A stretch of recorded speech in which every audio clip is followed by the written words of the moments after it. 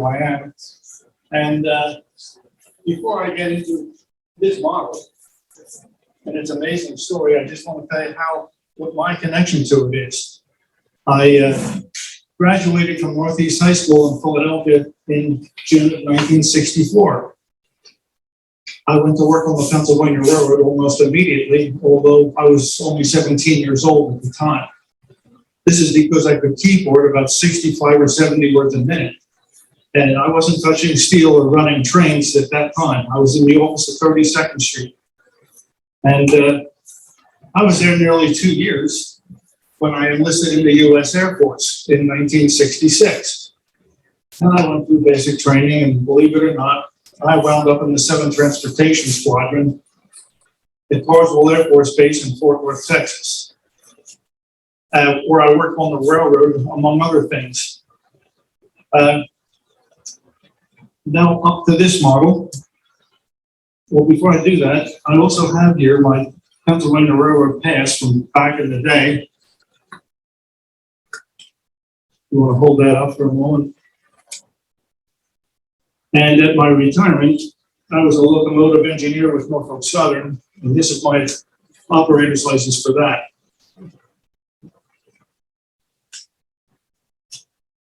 It looks backward in the computer, but not online. Okay. That's my connection to the railroad and why this train set became so important.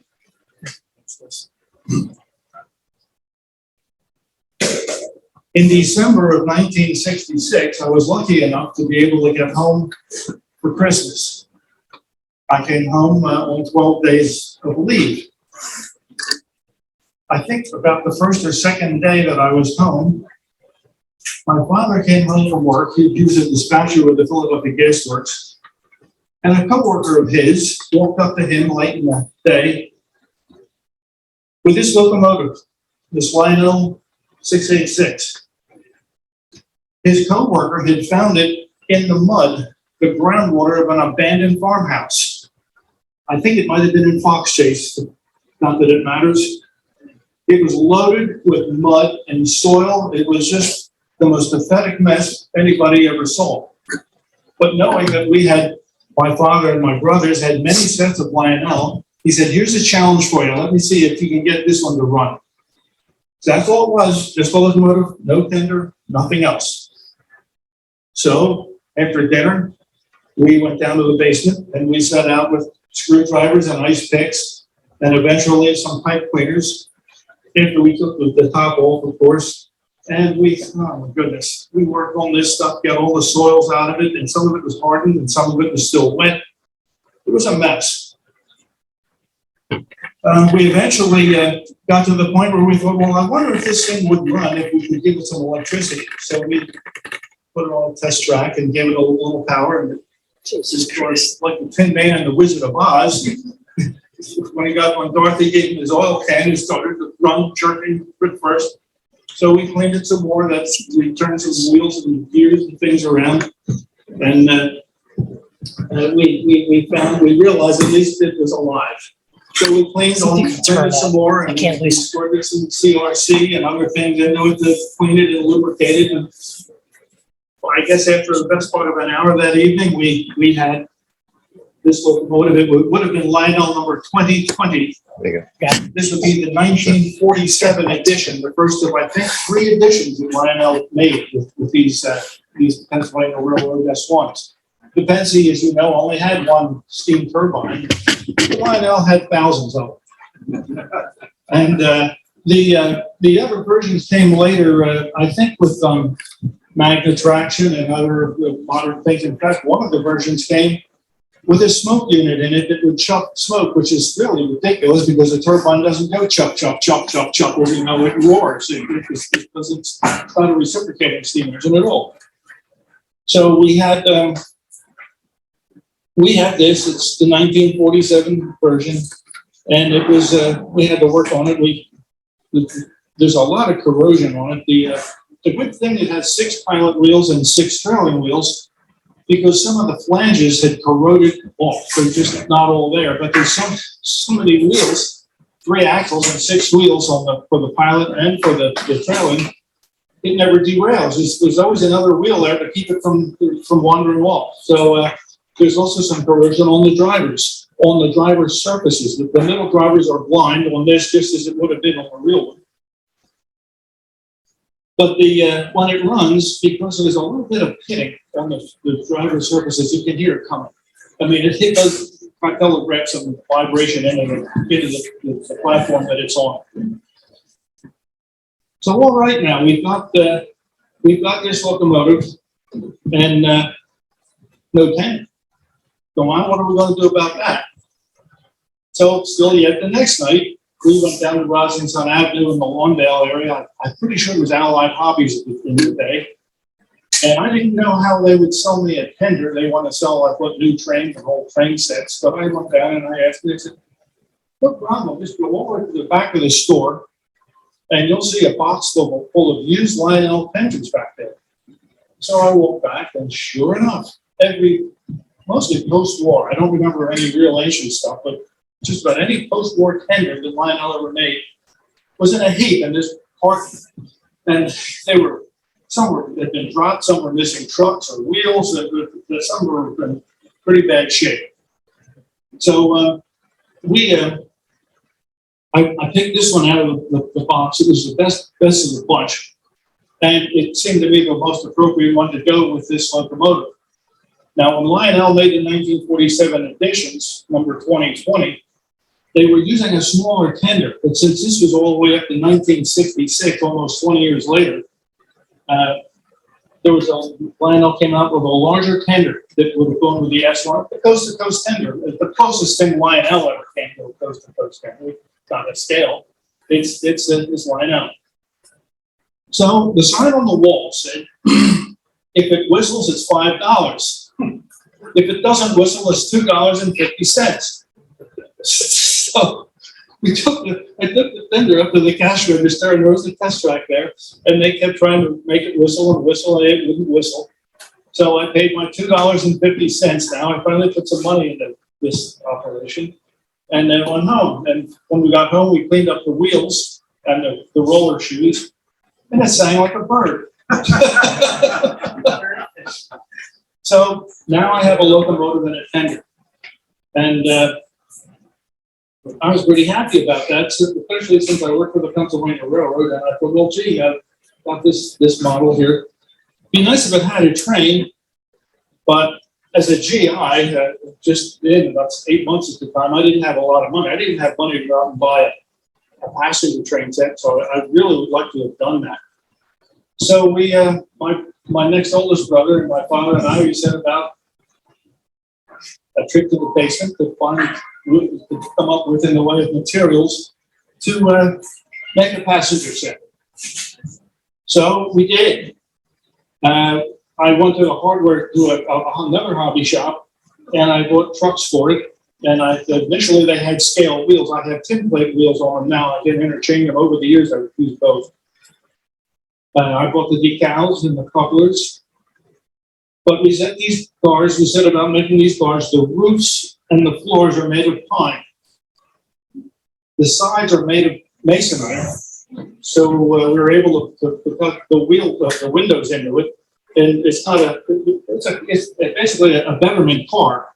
It's not an open window car anymore. It's got panorama windows in it, which is easier to make with 9 windows on each side than 18. So we did that. We put the acetate in for glass and pieces of Scotch tape for window shades. So it looks like somebody's hung. And the car ends, however, are made out of old aluminum ice cube trays found in my parents' basement. So we laid them over an anvil and bent them slightly and cut the doorways in. And what's supposed to be a vestibule is just a piece of felt we found around the house. So we made 3 of them. Now, I didn't do all this work because I was only home for 12 days. And I didn't have that much time to work on all this. So the family continued working on this after I went back after Christmas. I think I went back on the 27th. We mixed up some Tuscan red paint from different paint mixtures we had around the house. We came up with what looked like Tuscan. I mean, that's homemade brew, it will never, there's no more around like it, but it's dusty. Now, as a point of reference, and I bought a Lionel passenger car with Lionel compression scale. This is the size of what one would be. It'd be a 12-inch car. Our cars are 14 inches long, and they're so they're not really made to any scale. They're not Lionel scale. They're larger than that. And O gauge scale. This car here is. I'm just finishing this up. This is an O gauge scale car, also a 75-foot car. So this would be about almost 19 inches long. These are 14. And a Lionel passenger car would be 12 inches. So these cars that we made are very much on their own. There's nothing like it. The way we did it, again, I didn't have a lot of time and money to get out with getting battery boxes and steam traps and all the things that would appear on an O-scale car, generators, the undercarriage parts. So what we did, in my parents' basement, there was some 1/4-inch round molding. And that gave the cars an elegant, streamlined look. I don't think a Betterman car on the Pennsy really would have looked like that. Cars, some railroads did. But I think on the Pennsy, they made panorama windows out of them and air conditioning pretty much, and that was pretty much it. But these, without going into a lot of underbody detail, we used 1/4-inch round molding to give them that effect. And let's see, what else are we? Well, that's pretty much how this train came into being. From the mud of a farmhouse, a used box of tenders. Now, as for this locomotive, we renumbered it to 6200 with decals. And I have a brother who's very good at doing decal work. And so during the pandemic, he did this over again, because from 1966, the original decals had curled up and dried and flaked off. So we did it over just recently, and it's got a PRRT stone on the front. And we did the tender over also with fresh decals. And like I say, the wheels are interchangeable. I can use either scale wheels or tin plate wheels. Right now, there's tin plate wheels on these cars, but I can. Only takes me a few minutes to interchange if I want to do that. And they've been around for many years, and people get a kick out of them. They're not like anything else anybody ever saw. They're one of a kind.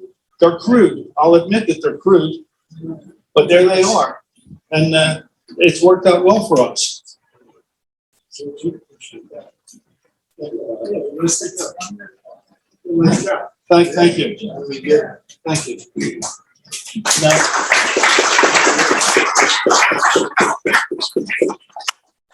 that's that train, but we're not finished yet. I'm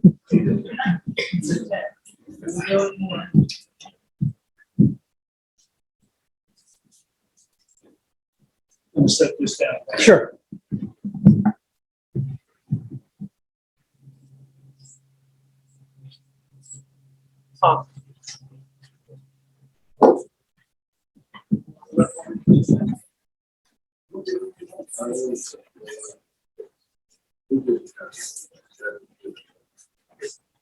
That's what the money ever sold. Thank you.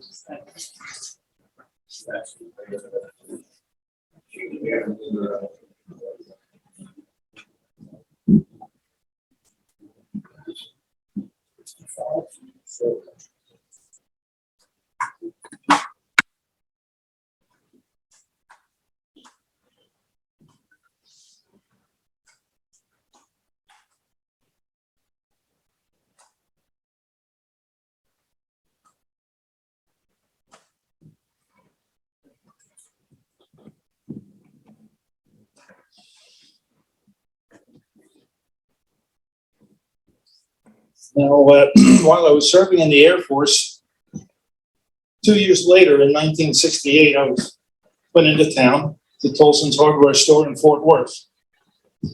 And this Lionel GG1, also a 1947 edition, was in the window for sale. Used, somebody took care of it. They ran it pretty hard, but they didn't wreck it or anything like that. They took good care of it. They just used it a lot from the fair wear and tear that I saw on it.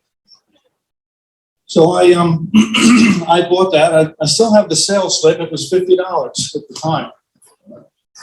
And let's see, that time I had money. I didn't have when I did these when we did these cars. So we've had that, and I've used it for many years. It's a single motor, no magnet traction yet. Neither of these engines have magnet traction because Lionel didn't come up with that until the 1950s.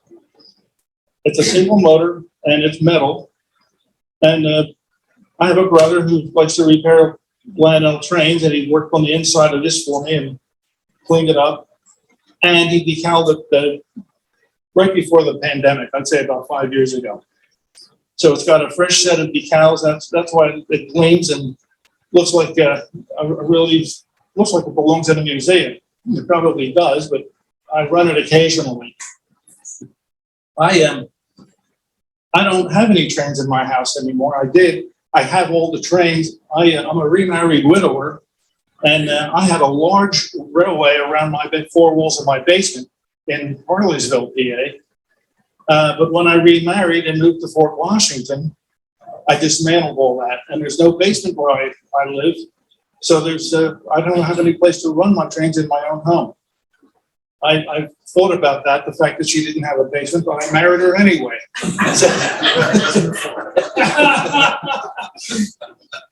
But anyway, that's for a Lionel GG1. It's one of the best looking ones that I think you're going to find. I think. And the other thing that I wanted to show you.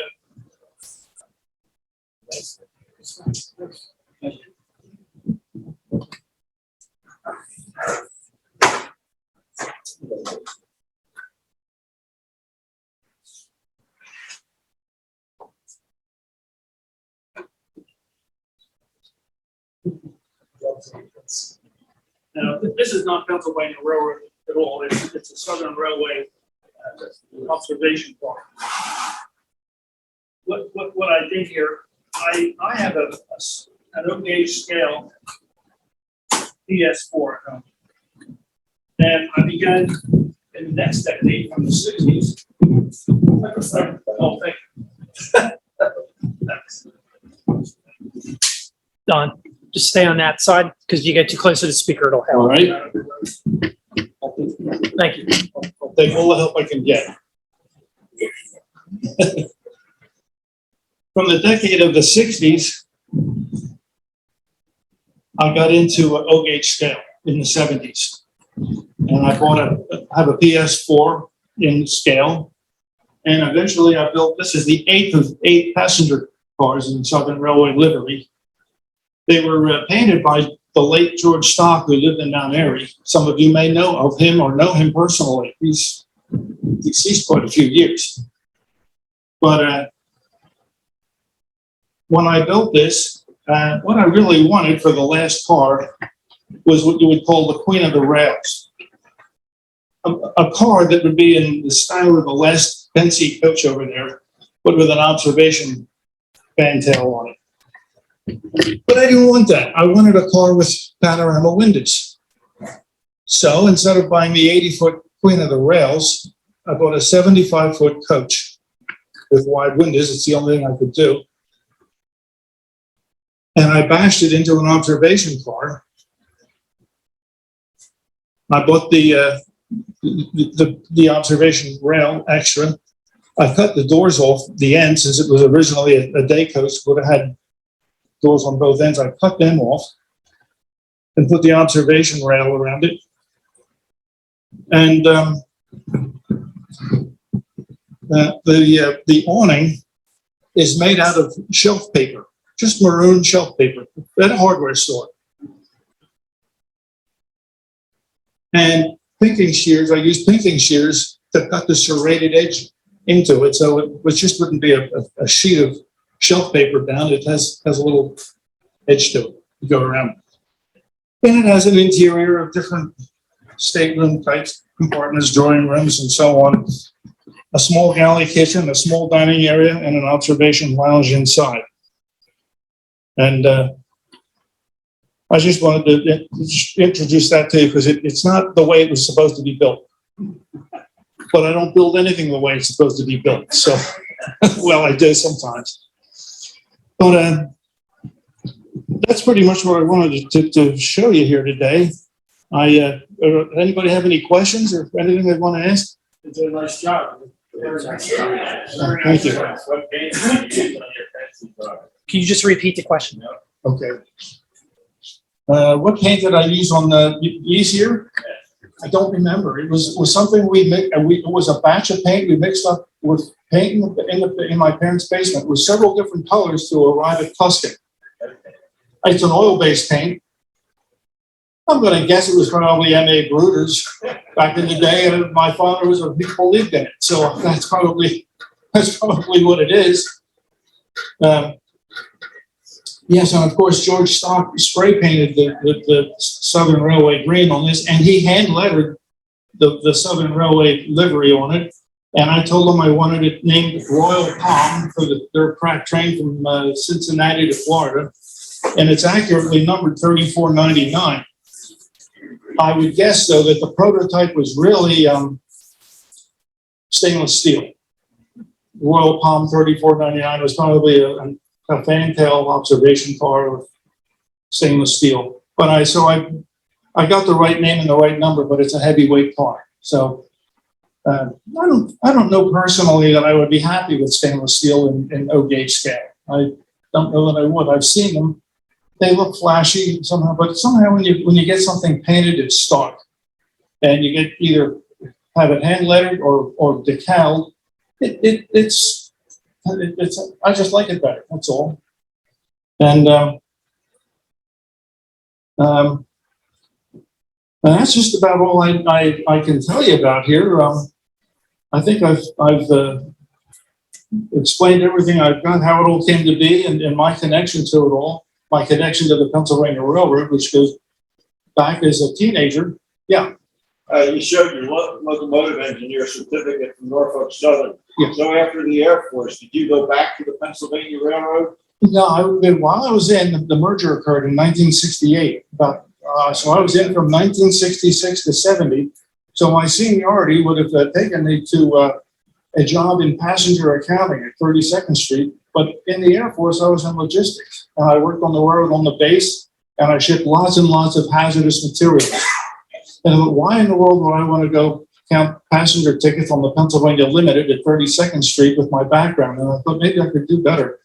So I ended up working for the Santa Fe, believe it or not, at Broad and Chester Streets. I had a district sales office at that time. And I worked there in customer service until Amtrak was created. And here we go. I was redundant, and somebody was going to lose their job. So I moved to an industrial traffic manager's job in Ambler. And then later, I was at Quaker Chemical for 22 years, where I managed the railroad tank car fleet and the hazardous materials transportation. I did that for 22 years until my job, my whole department was outsourced in 1996. But I got lucky. I immediately found a job as Conrail's representative to the U.S. Postal Service in Plymouth Meeting. And I worked second trick on that job, 4 to midnight, but that didn't last long because within a week, there was a merger that started. And I was only there a little over 2 years. And then if I wanted to continue with my railroad retirement pension, I decided I would have to go down on the tracks. There weren't any railroads headquartered in Philadelphia anymore. So I decided to make that move. And I worked for Norfolk Southern, a couple other railroads in there in 1999, but I was basically a conductor in Norfolk Southern. I started out at Abrams, Yard, King of Prussia.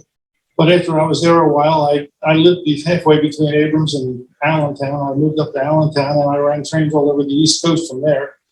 I retired in December of 2010 to take care of my wife, who, as I mentioned earlier, and her illness did not end well for her.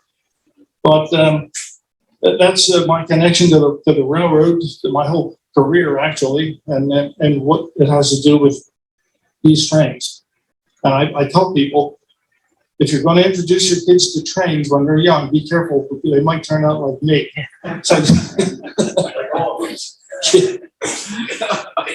so that's pretty much my story. Yes. I had a question on that southern one.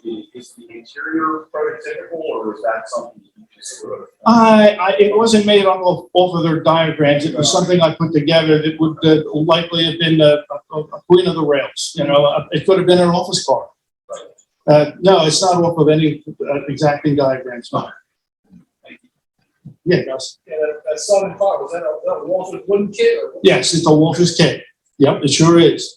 Exactly right. You need a separate like interior kit for it, like interior detail kit for Yes, I bought the Walters interior detail kit. That's right. Yes. Mm-hmm. it. How'd you come by your knowledge George Stock? I said, how did you meet George Stock? My spouse, George Stock. George Stock. My oldest brother was he worked at Bell in Northwest Philadelphia quite a bit, and he started going there. And I worked in Concha Park until on my lunch hour I could come down to see George Stock after I found out who and where he was. He was in Mount Airy on just off Germantown Avenue. So I started going in there, and he painted and hand lettered. He's an incredible man. He could sign his name in solder. I mean, I can't even do it with a pen and pencil very well anymore, but he could do that. And he took a GG1. It might have been an Alexander GG1, and he just picks up he puts the yellow lines. They all come together down here, and he would just paint them right on. You know, I don't know how he did it. I just marveled at this guy. He was just an incredible model railroader. Not the kind of guy you can walk into a retail store and go home with something under your arm. He built all sorts of stuff, and he bashed all sorts of stuff together. He was really he was an amazing guy. And that's one of the things about this train that I did.